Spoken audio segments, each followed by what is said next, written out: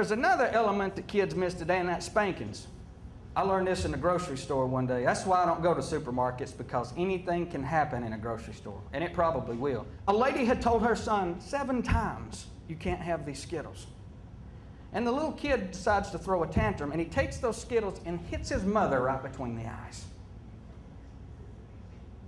The lady who was the cashier, it was very funny, it was one of those tense moments that you could cut with a knife, and the lady at the counter just looks up and sees it, and she says, "Ma'am, you need to beat that child."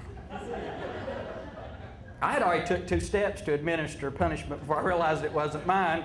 Had to back away and think about it just for a second, but she looks around, embarrassed, and looks at me as to bring her comfort, and I said, "I agree with her."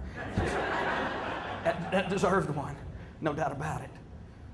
We're standing there, and it's still just a little bit tense.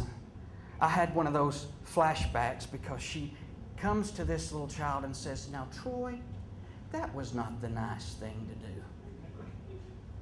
I'm like, "Are you kidding me?"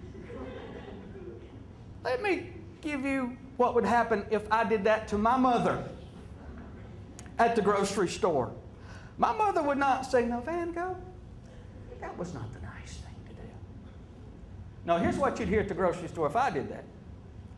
"We need to clean up on aisle 4, 5, 6, 7, 8. You know what? Go ahead, scratch that. We're going to call FEMA. And if I lived, then I would come home to Dad.